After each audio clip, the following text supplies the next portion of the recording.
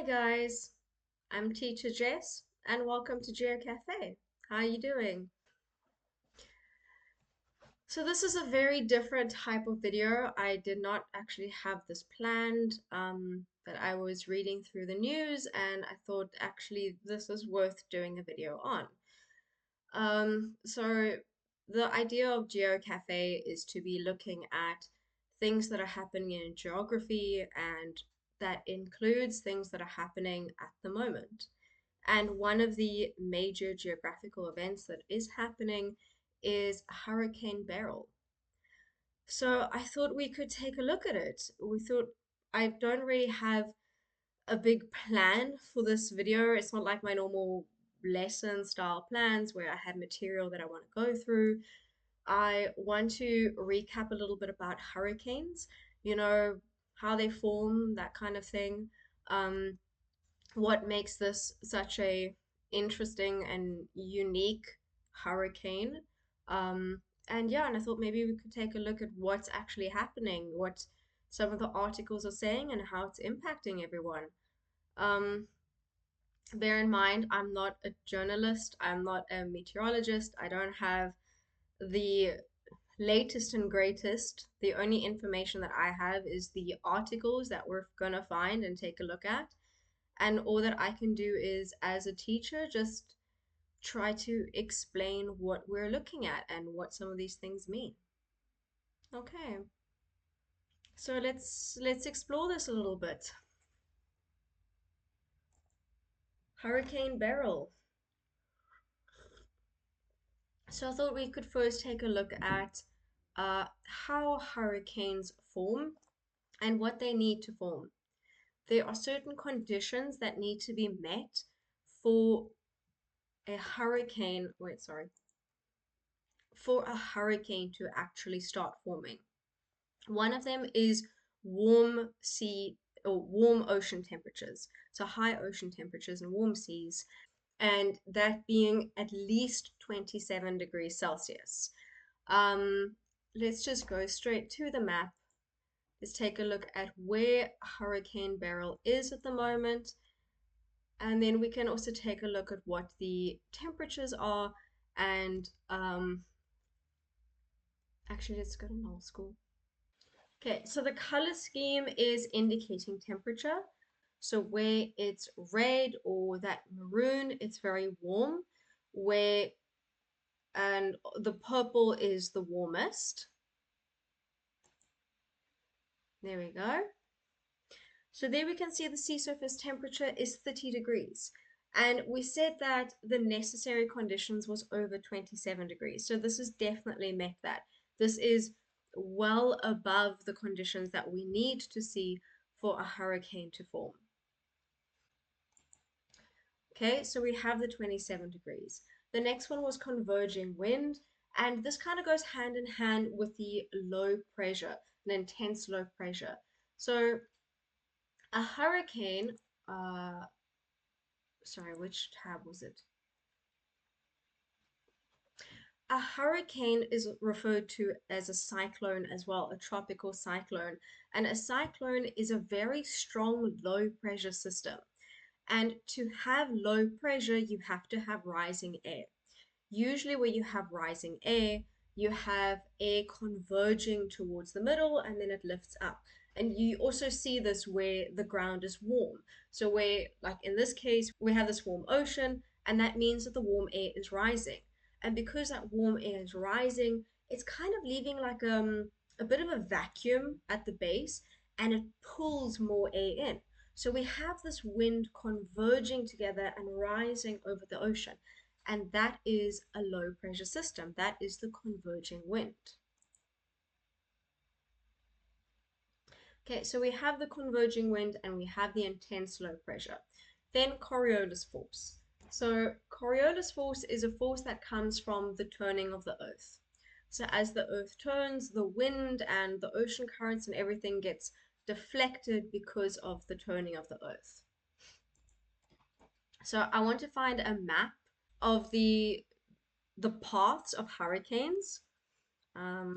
Map of, mm, it's not better. But the idea is that I want to show you that they all kind of happen in the same area. So they all happen here quite close to the equator. That's where it's warm, but it won't be on the equator. On the equator is the hottest area, but Coriolis force doesn't have the same impact on the equator. So you have to have Coriolis force. That's why you won't actually find hurricanes or tropical cyclones that form here between the 5 degrees north and 5 degrees south, floating around the equator. Um, I think there's one or two lines on this picture. Let me go back. Uh, okay, no, you can't see it. There's one or two lines where you can kind of see it crossing over the equator or towards it, but you don't typically see them forming there. And that's another thing that we can see in Hurricane Beryl. So I'm going to go find his path.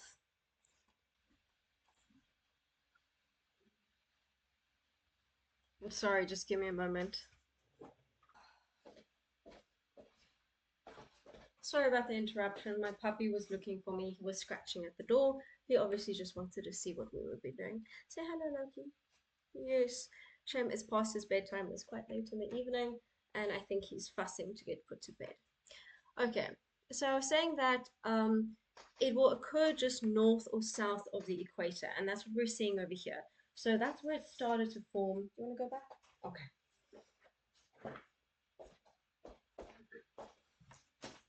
Shem, I think he was just checking in to make sure I'm still here.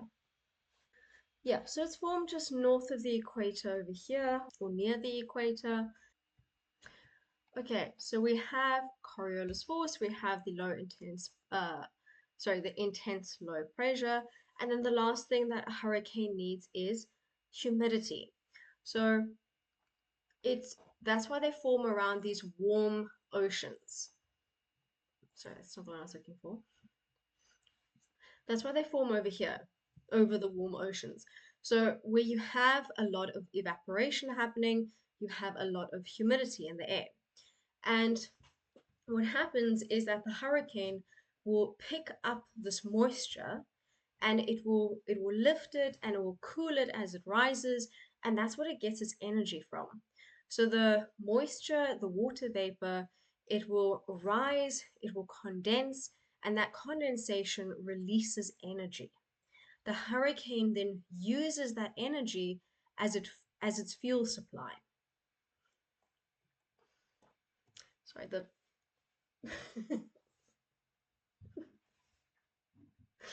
I don't know if you're seeing this in the background. I'm sorry. Um, Loki, what are you doing? How did you get there?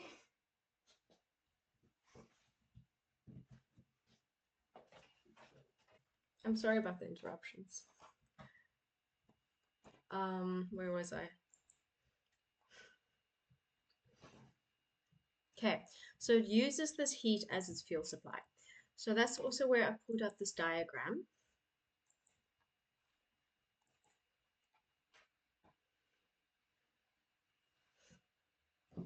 Just to explain how hurricanes look, how they form. We have the spiraling of the wind. So we have this air blowing around in these circles, collecting all of the moisture that's evaporating over the ocean, and then it's rising up. So it's spirals around, pulls it in. That's why you need that converging air or converging winds. It pulls it all towards the middle and it rises up. And as it rises up, it cools, condenses, and it releases that energy. And that energy keeps this whole hurricane going. Okay, the reason why I just wanted to cover the basis is this hurricane is quite a unique one. It's not unique in its strength, but in its timing. It is already an incredibly strong hurricane. It's already category 5. So I thought we'd take a look over here. These are the categories. You can see it's wind dependent. So with each category, the wind, the sustained wind speed goes up. And we are already looking at a category 5. So just for context, the video this time is now for me evening July. So it hasn't even hit, or it's hit a few of the islands, but it hasn't hit Jamaica or, well, let's see. So there's Beryl now. Yeah, there's Jamaica. It hasn't, in my time of recording this, hasn't hit Jamaica yet. Um, but it has already reached category 5. And the reason why this is setting off major alarm bells, one, this is a disaster. This is a, people are losing their lives, they're losing their livelihoods, they're losing their homes. This is a massive event. But the other reason why this is raising all the red flags is because it's such a weird time of the year for something like this to be happening. This doesn't usually happen in July.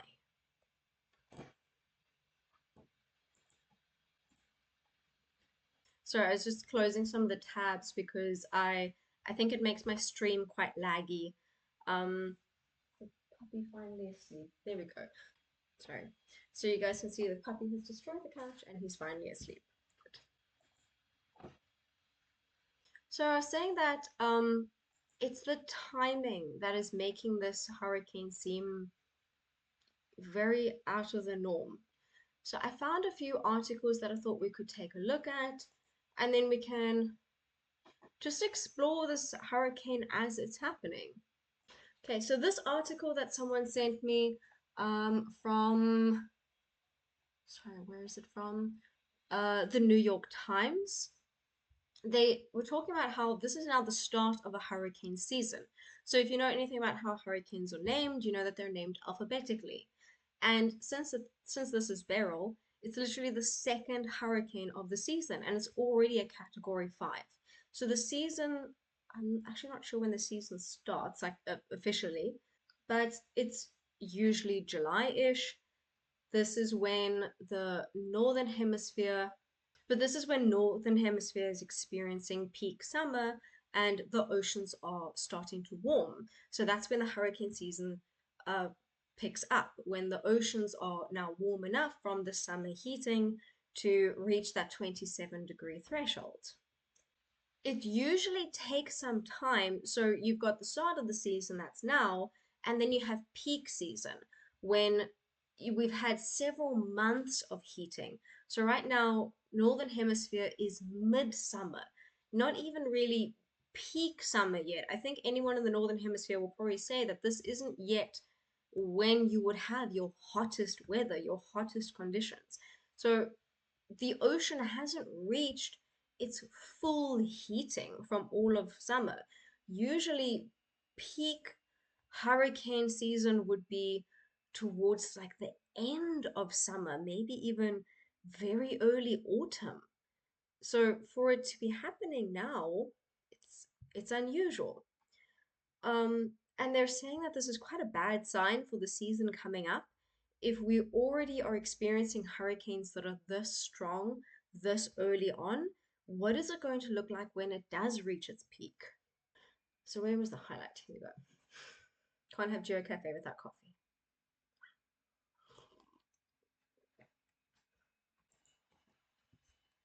Okay, so it is no surprise to meteorologists that Beryl was able to strengthen so quickly and behave more like a peak season storm. Hurricanes suck up warm ocean water, well, they mean, from the air. It doesn't like literally suck up the ocean. Warm ocean water and use it as fuel. So this is what I was saying. So the hurricane will lift the air up, it will lift up that warm water vapor, and it will condense it and it will use the energy from that condensation. So it uses this as fuel. In an optimal environment, like in the past weekends, the ample heat energy rapidly increased the storm's intensity. So that's what I want to look at. I believe this is now.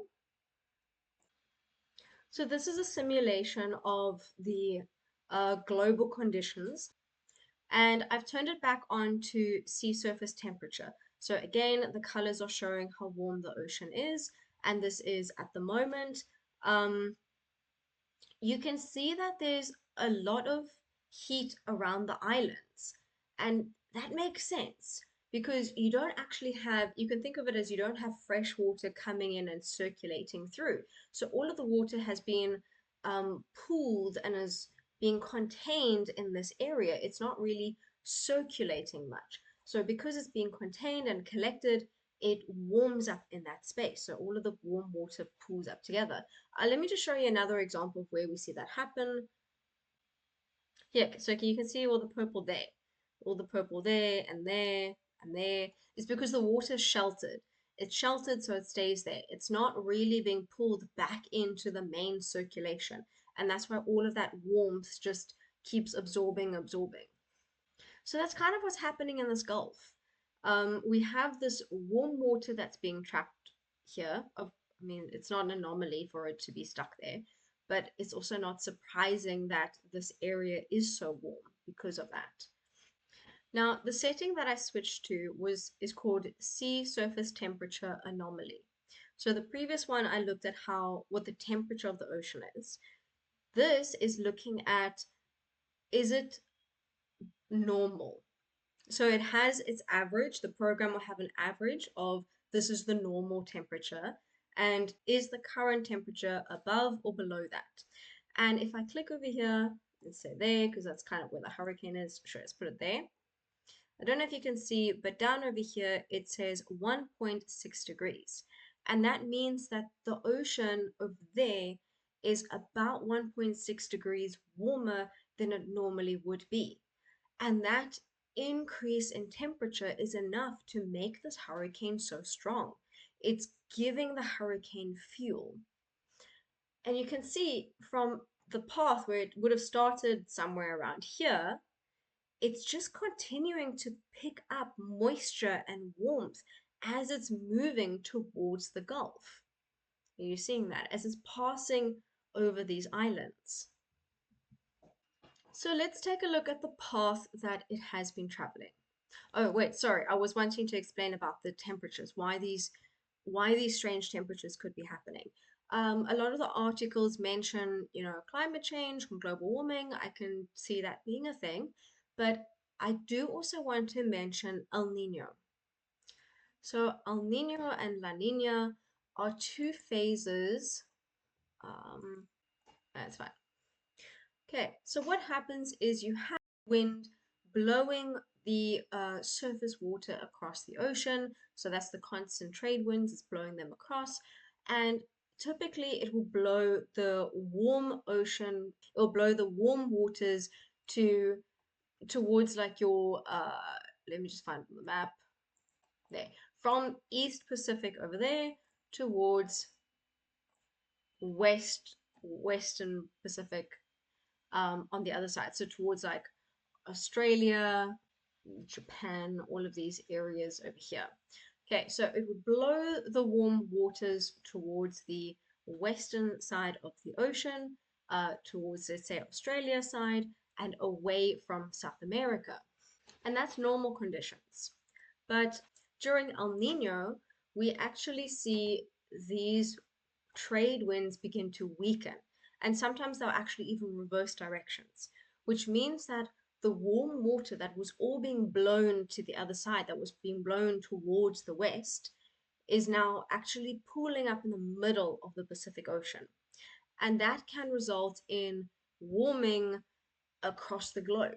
And it can result in warming in all parts of the ocean, which can intensify um, these hurricane events because the hurricanes need warm water.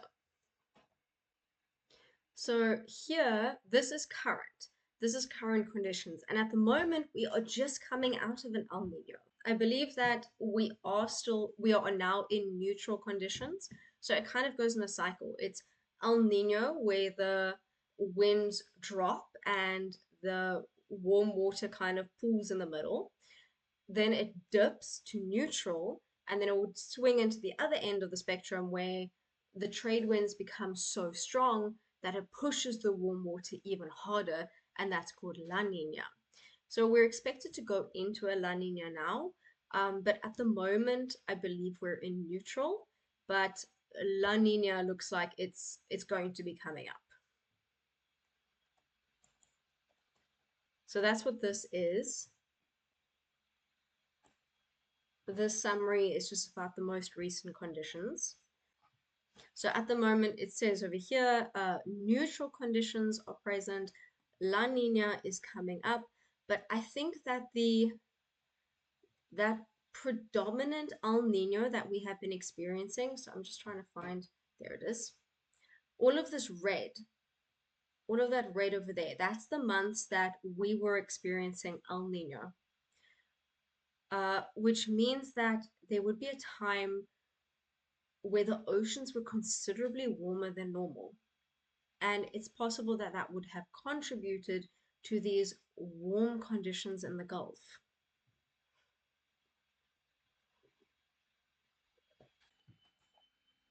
I'll tell you now what I'm looking for. I just need a minute. So I've explained to you that El Nino is when the ocean becomes warmer than it normally does. Well, the Pacific Ocean is warmer than it normally is because it doesn't have that strong wind to blow the warm water across. So now it spreads out over the whole Pacific Ocean. And that's what we're seeing over here. So this is the simulation from last year, December. So this was the end of last year when we were supposedly had peak El Nino. So let's just double check. I think it's this one. Yeah. So November, December, January, there you can see it. There's the two. That means it was the strongest. So it was the strongest around November, December, and January of end of last year, start of this year. So that's why I chose December, because that's when I figured it would be the most visible. So what you can see is the orange strip in the middle. There. Do you see that orange? That is the unusually warm sea surface temperature. And if I click on that, you can see 2 degrees Celsius. It doesn't seem like much, but that's enough. That is a lot warmer. That's a lot more energy. So that means that it's 2 degrees warmer than it normally is. This is a El Nino event. Now, to compare it to the opposite, La Nina. So this is La Nina. You can see with all of the blue, it's a lot cooler than it normally is. So if I click on a place over there, it's not negative 2.8 degrees. It just means that it's 2.8 degrees cooler than normal. So you can see that this fluctuation from 2.8 below to 2 above, that's call it a 5-degree change. That 5-degree change can have global climate effects. And at the moment, this is where we are. Here. So you can see there's a bit of red. It's quite close to neutral. This is what neutral usually looks like. Some red, some blue, but there's a bit more red. So we can see that there is still more heat than normal. But this is the most important thing. The fact that this part of the ocean, the fact that the Gulf of Mexico is so, or that's the Gulf of Mexico, the fact that the Caribbean area is so much warmer than normal, that's what's standing out. I want to look at how this hurricane has been developing since it started. So it started over here. So it started as a tropical depression on the 28th of June. Wind speeds were still quite low, 55 kilometers an hour. So it isn't even a storm yet. It's just a depression. All that means is that the pressure is lower than normal. And this is when they would start to pick it up and say, okay, it looks like something could be happening there. It's not even much of a storm yet. And it was only the next day that it started to be classified as a tropical storm. It has the peak ingredients to become a big hurricane. It has the warm waters that are already so warm because of their location, and possibly even warmer because of the remnants of El Nino. And so it looks like it officially became a hurricane the next day. And that is really fast. That is 24 hours, or that is 2 days since it started as a depression to a hurricane. That is very fast. So it was intensifying really quickly. And if we look, it went to category 3 by the 30th, the next day. That is insane. I'm sorry, that's crazy. Let's just take a look. We can actually see the size of the hurricane. So I'm just going to use this tool. I'm going to go from that band over there to there. 1,000 kilometers in diameter. So by like 3 days after it was just a depression, it was already 1,000 kilometers in diameter. That developed so quickly. Okay, at this stage, it has winds of 195 kilometers an hour. Now, I want to see when it really started to have an impact. So I'm going to go to about here. It's interesting that it got a little bit stronger first. So it went from a category 3 to 4, and then it was still a category 4 at 2 2 in the morning on the 1st of July. And then it dropped back down to a 3 at 8 o'clock and back up to a 4 at 2 o'clock. So it probably, I don't know, maybe it hit some wind shear or something that disturbed its normal process and it weakened it a little bit for a moment. It lost some of its energy and then it regained it after it passed that little obstacle. So what I want to see is I want to actually go find each of these places or as many of them as possible and try to find out about the impacts as the hurricane hit them. So I thought maybe we start with Barbados. You agree? Oh wait, does it actually give the weather conditions? Sorry, it looked like it was trying to pop up with something over there. Oh no, never mind. Wait, yes, there. It says something about fog. What is that?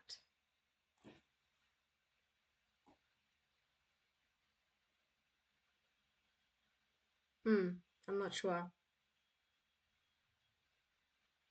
So let's start with Barbados. I know one of these many tabs probably has that. Uh, let's see. Okay, so this is just the article talking about how we're expecting to have more hurricanes than normal this season. So this is where I was reading about the, I think they mentioned the above, no, they don't, but they just mentioned that they are expecting to have stronger hurricanes. 85% chance of an above normal season and a 10% chance of a near normal season. Okay, but they mentioned somewhere about I forgot what it was. It was something about like a chance of record hurricanes or something. But there's a strong possibility that there would be above normal hurricanes, and we are already seeing that. I want to see, when was this article published? Was this published during Hurricane Beryl? No, this was May.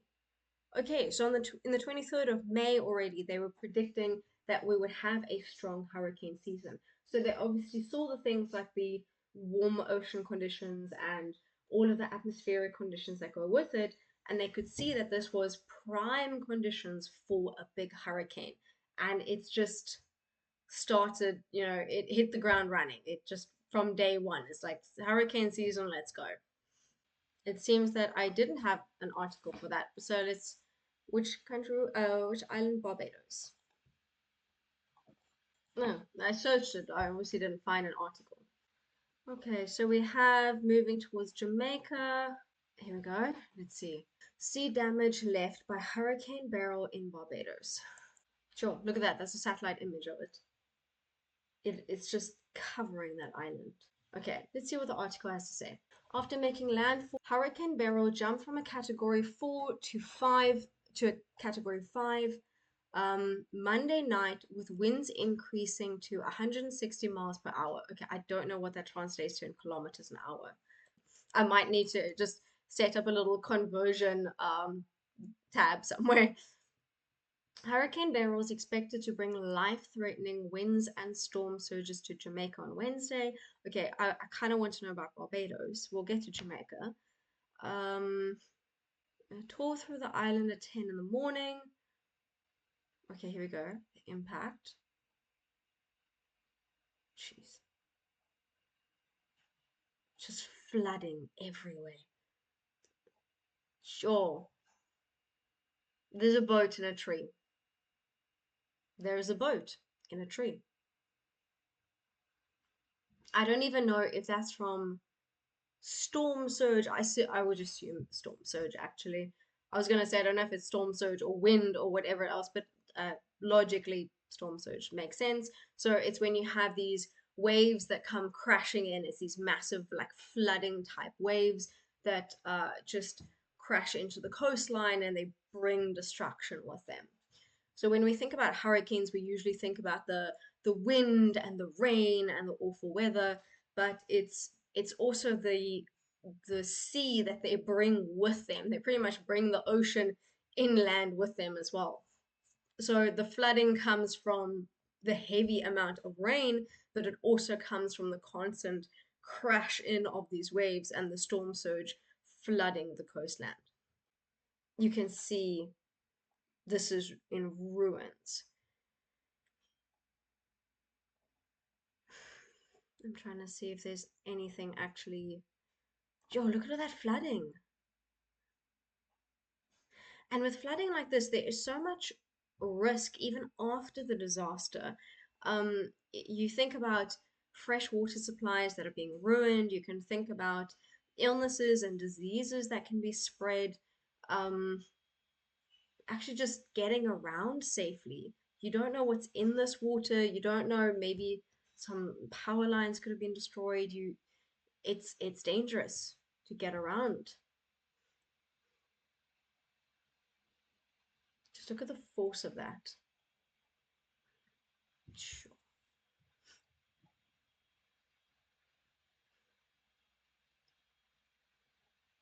We look at the destruction of these buildings and we think about, wow, that caused a lot of damage.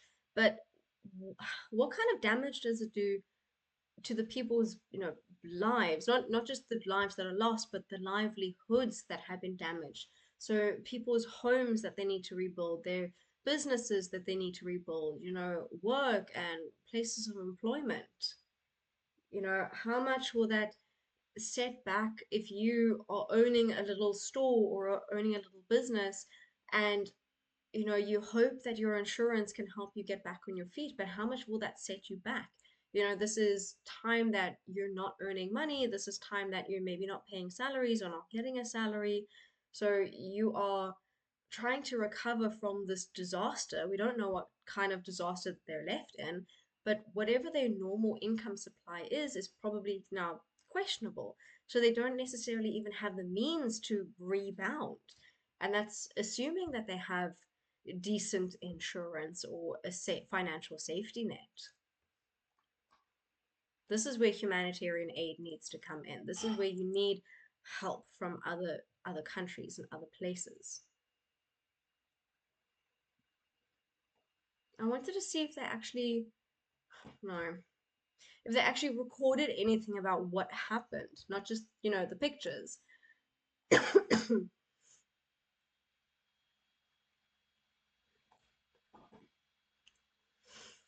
So they feed back on the strength of the hurricane. They feed back on where it's expected to go, but they didn't really describe any of the extent of the damage of Barbados.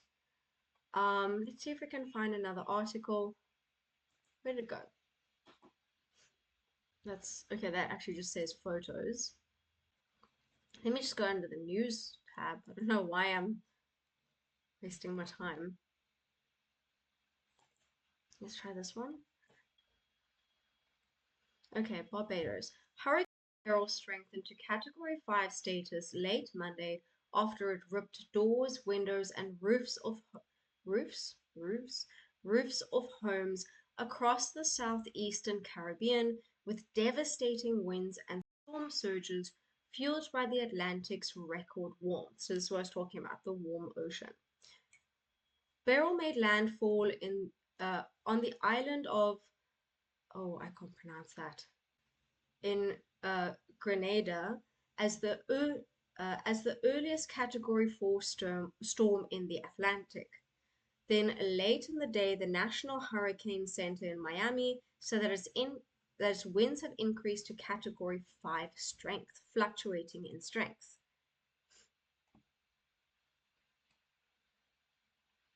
Okay, it looks like there was a casualty.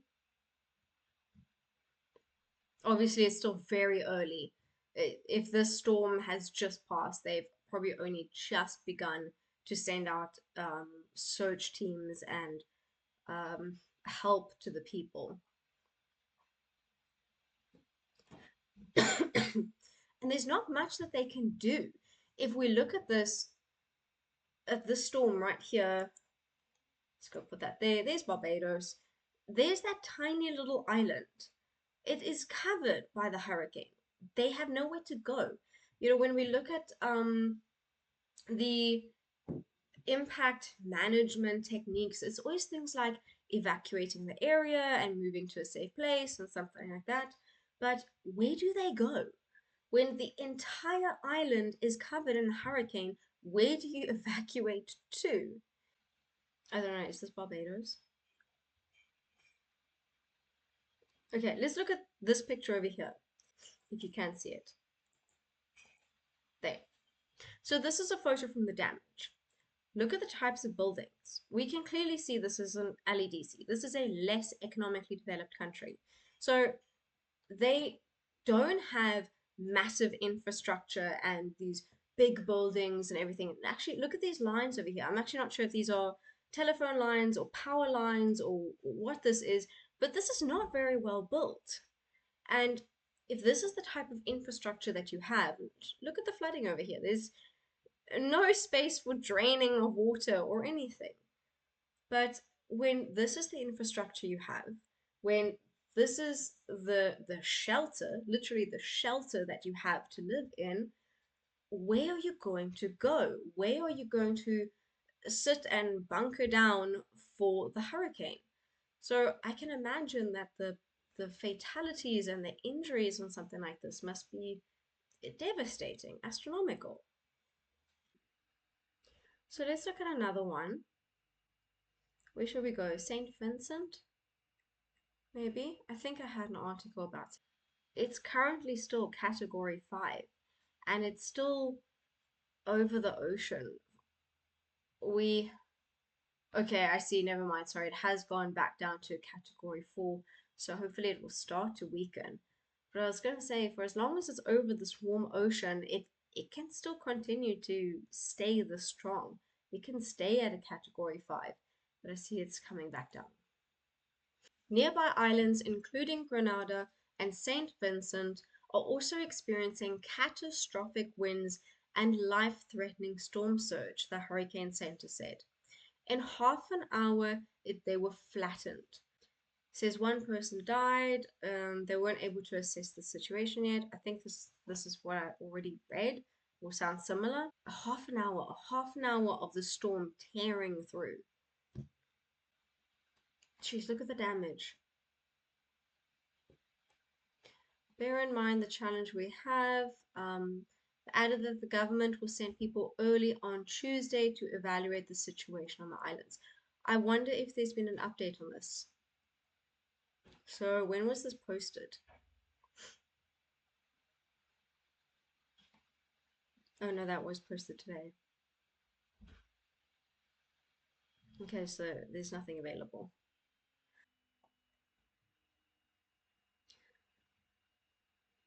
So there you had trees that were downed, power lines, other debris. So I just kind of want to highlight this point on the lines. Power lines can be a hazard, of course. So we've got electricity in a water-rich area. We've got lines that are possibly live. Um, you don't know where they are. You don't know what water they could be conducting through. So absolutely hazard. But consider what power lines are for. They're for electricity, which means that there are massive parts of this island doesn't have basic services. So things like they won't have clean water at the moment, they won't have electricity, they probably don't have any communication. So if we say telephone lines are down, even if we say okay, cell phones, whatever else, but there's no reason to suspect that there isn't damage to the communication. The signal could be disrupted if cell towers or anything have been damaged. So we have people that don't necessarily have clean water, they don't have electricity, so this is they can't drink anything now, they don't necessarily have warmth. Sorry, all of these pop-ups are irritating me. And they possibly don't have the means to communicate for help. So that is a terrifying situation if we understand that this is an LEDC, that this is what a disaster in these areas means. Now, I know that it didn't, okay, it hasn't hit, has it hit Jamaica yet? No, no, it's still, when is it going to hit Jamaica? Because I know that Jamaica is squarely in their line. Um, 2 o'clock tomorrow. Okay. Maybe I'll do another video tomorrow evening again, and we can just see the damage, what's been happening. Sorry, puppy's back. Hello, puppy. I know what it is. He is sleepy, but he doesn't want to go to bed unless we're all going to bed. Okay? Is that it? Is that why you're being fussy? Is that why you're being fussy? You settling? Yeah, he's starting to settle. Okay. Um, so I wanted to see, was it here? Yeah. It was around here when it was at peak strength that you can see the edges have reached Puerto Rico. So what I want to see is what kind of impacted Puerto Rico experience. So they didn't exactly have the heart of the storm or the eye of the hurricane passing over them, but they were still hit by the peripheries over here. So they probably still experienced some damage. Can you make up your mind? Go sleep. Get a dog, they said. It would be fun, they said. Are you seeing anything? Oh wait, here we go. There it mentions. Okay, that was kind of cute. The storm, which is currently in the Caribbean Sea south of Puerto Rico, has already claimed at least 6 lives. Wow, 6 casualties already. And it hasn't even reached Jamaica yet, and that's just going to be even more destruction. Oh wow, 2 people were killed in northeastern Venezuela. Um, there. I suppose that makes sense. We can see that the storm reaches over here as well. So let's go back to like there. Yeah, there the storm reaches Venezuela. Wow. And there as well. So yeah, I guess that makes sense. Did they say where it was, like which city or anything? Where did I search for this? I've lost my spot. Oh, here we go. No, okay, they don't say which city or anything. Okay, official warns that there could be more. They probably they probably are. The situation is grim. I was trying to see if there was anything specific to Puerto Rico. I wanted to see there because they aren't in the heart of the hurricane, but they still would have been impacted.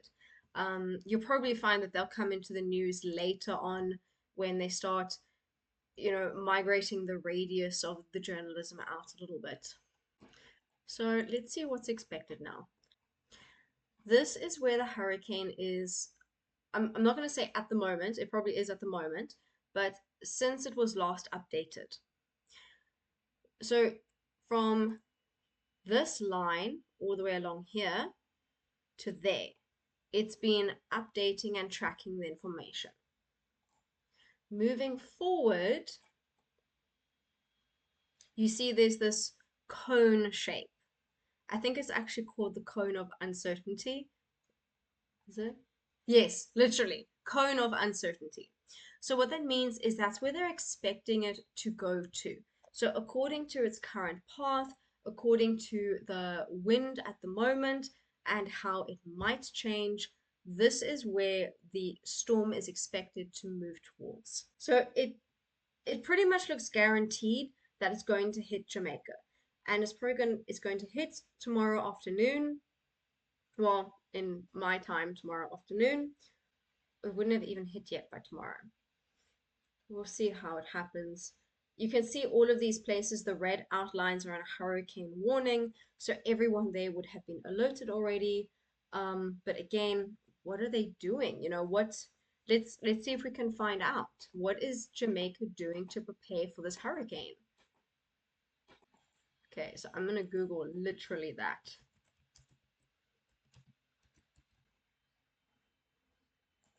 So it's all good and well to say, there's a hurricane coming, brace yourselves. But what does brace yourself mean? Okay, so it can cause immense destruction. That makes sense. So we mentioned that it's been hitting the small islands. We know that. Downed power lines, powerful winds, flash floods. So again, these flash floods, this can be from the storm surge and it can also be from the downpours. Um, all of this can have long-term effects. So a lot of the damage isn't just caused by the actual storm, but it can be delayed things like floods. So it's like secondary disasters. 90% of homes have been severely damaged or destroyed.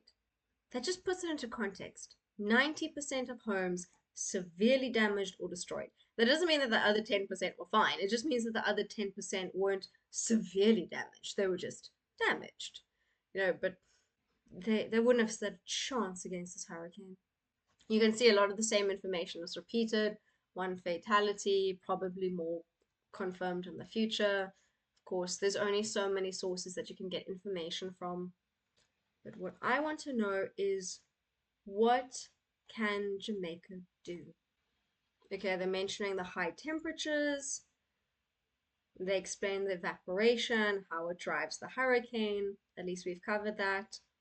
So this is all the rain that they're predicting as well. The the rain can be as damaging as the actual wind and the storm surge because floods are a destructive force of their own. Do they think that it might reach the States? I think I did hear in one of the news articles that Texas was just, not that they think that it might. Okay, I see a little corner over there. It does look like it might, but just that they are on alert and kind of keeping their eye on the situation. Looks like it could hit Mexico as well. There and here they could reach Mexico. They're really not saying what can be done. Oh, here we go. Okay, so we finally found it. Can I zoom in a little bit just so you can also read this? The streets are in pandemonium right now, she told blah blah. I think everybody's doing last minute shopping and preparation. Some hurried to fortify their houses against the storm. You see persons doing repairs on their walls, putting cinder blocks on their roof. I wouldn't have even thought about that. Like you think about storms blowing the roof off of a house, but like actually just weighing down the roof. I guess that makes sense. Putting cinder blocks on the roof, getting their sandbags in preparation. He is now scared of the ironing board. I think it made a sound when he bumped it or something. Skitterish little dog. To be fair, he's a puppy. He doesn't know yet. Okay, organizations activated all of its response team members and was in the process of assigning them to specific communities on Tuesday. Okay, that makes sense. So then if you have like a divide and conquer kind of plan, that you know you're responsible for this area or this area, that if something happens, you can be quick and you can be on it. That's a good idea. Relief workers had also stockpiled family emergency and shelter kits and prepared community shelters throughout all of the areas. It's been non-stop coordination and preparation and execution of our emergency response plan. A climate of fear descended in the capital city. Majority of persons are concerned. Absolutely. I would be too. If I'm busy putting a cinder block on my roof because I don't know what's coming, I would be a bit more than concerned. Yeah, they're scared. Yes. They have seen the damage that Beryl has already done. Oh yeah, that's like next level anxiety as well. It's one thing to say, oh, there's a storm coming, brace yourself. But if you're hearing in the news the destruction that it's already brought to other places, that there has already been fatalities and injuries and people like still unknown, that just doubles down on the anxiety that these people must be feeling. So they're trying to, latch down their houses, having seen what happened in the other areas. So it makes sense that they would be stockpiling. If you consider all of the debris and the destruction that was in the roads, you're not going to be able to get around. You're not going to go down to the shop in the corner or whatever else and go, pick up a pizza for supper. You get what I'm saying? So you don't know. The only thing that you know is that you don't know what's going to happen. So you need to stockpile and emergency prepare for anything. You need to buy fresh water. You need to buy, first aid kits, um, food for who knows how long, because you don't know if transport's going to get cut off. You don't know where you'll be able to get supplies from.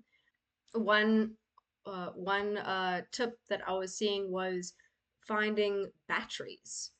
Just batteries for torches. Everyone make sure that they have torches in case the power lines go down, of course, but actually having batteries for when those torches, go flat or they die. Um, yes, all things that you don't normally think about. My mind is still boggled by the cinder blocks on the roof. I'm assuming the sandbag is for flooding. So I'm actually not sure. They say getting their sandbags in preparation. I would assume that the sandbags is maybe to put like against the bottom of the door or something, just to try and reduce the water from coming in. If I were to guess, I'm actually not sure. So people are just fortifying their own homes. I guess it's all you can do. You've got nowhere else to go. So just strengthen where you're going to hide. Or they're doing repairs, they're strengthening their homes, they're putting up the boards. Um, yeah, and last minute preparation. No, my thoughts absolutely go out to these people. This is going to be a long, I was going to say a long night. It's a long few days for them. Is there anything else that you would like to take a look at? I think we've looked at most of the articles. Should we see, are they expecting it to reach Mexico? I know I've overlooked a lot of the islands. I am aware.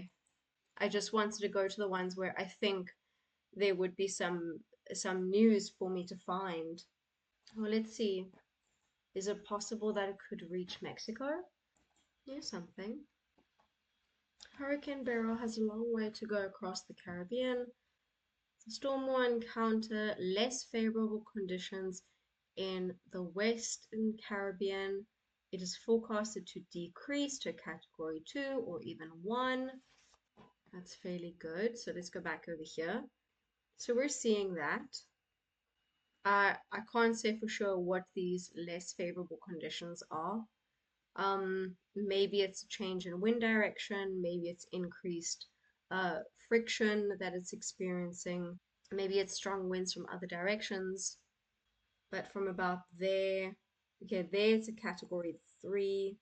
So it will reach Jamaica at a category, wait, Jamaica, yeah, Jamaica as a category 4, and by the time it reaches the other side, it'll probably be a category 3. That makes sense. When it passes over land, it hits a lot of friction and it doesn't have a lot of the energy source, energy supply anymore because it's not just sitting over water. So if it's there and it's spiraling out there, it's over a lot of land. So it doesn't have the surface area to be picking up that water anymore. So that makes sense that it would lose its energy. And then as it moves in, it's just going to continue to die down. Could become stronger by the time it approaches Mexico. I think we've seen that in a different one. Oh, it was. That's why I forgot. It was Hurricane Freddy. I remember now. Is it hurricane? I think it was tropical cyclone. You'll see that the categories are different. So they're named differently because it's a tropical cyclone. So the only reason why it's a tropical cyclone is because it's a different part of the world. So when it's in the northern hemisphere in the Atlantic Ocean, it's a hurricane. When it's in the southern hemisphere, so here, this is just next to South Africa, there. See, it's just off of Africa. Here it's called a tropical cyclone. It's the same process, it's just a different name for it. That's why it also had the different categories. It doesn't have the whole category 1 to 5. It has intense, very intense. But this was the case study. So when I was doing tropical cyclones with my students, we were looking at tropical cyclone Freddy and how it got really strong over here. So I think this is equivalent to a category 5. Wait, do I still have the categories here? Yes. So category 5 is 250 kilometers an hour. And that's what it is here. I don't know if you can see that, but that's 255. So at this point, it would have been a category 5. Then it reached Madagascar over there as a category 4. There was a lot of destruction, of course. That's why we did this as a case study. We were looking at all the damage. But then when it passed over Madagascar, because it was passing over this landmass, it was losing its energy and it was losing its water supply and its humidity. And because of that, it lost momentum and it started to die down a little bit to just a moderate tropical storm and then a tropical disturbance. But as everyone was thinking, oh yay, it's dying down and we can finally breathe, it decided to have a second burst of energy over here, right? So over there. And the reason for that is because it was back over the ocean where it was very warm. And so it hit another pocket of warm water and it could regain its momentum again and it picked up full force and it blew into Mozambique over there. Okay, so just as we were thinking it was starting to die down, it turned into a tropical disturbance. It literally ping-ponged. It went from there to there and back again and back up. So it like ping-ponged across the sea a little bit. It gained its energy, it gained momentum, and then it took a beeline to Mozambique and said, I'm coming back as another tropical cyclone. So Hurricane Freddy was a very interesting case study. Sorry, Tropical Cyclone Freddy. And I almost wouldn't be surprised if something similar happens to Hurricane Beryl. Just, I suppose it's not quite the same conditions, but if it does lose some momentum over here from the land, I almost wouldn't be surprised if it picks it up again over here, because maybe conditions change or, yeah. So this is why they say that you can make a forecast, you can make a projection, but the cone of uncertainty does exist. We're not completely sure. Thank you very much for joining.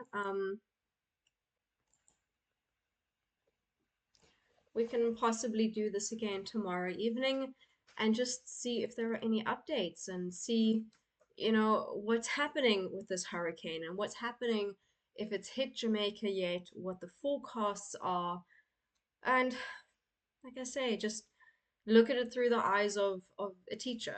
I'm not I'm not a journalist, I'm not a meteorologist. I don't have all of the latest news. All I can do is look at these articles and just try and gather the information that I can understand and maybe just relate it through the lens of a teacher and maybe help some of it make sense to you as well. Well, thank you very much for joining. Thank you for spending the time over here. And my thoughts go out to these people. I wish them all the best of luck. I hope that their reinforcement helps and that their relief is quick and effective. And yeah, very best to them. And maybe tomorrow evening we take another look and see what the latest is. Okay. Otherwise, stay safe, stay well, and I hope you have a lovely day. Okay. Cheers. Bye.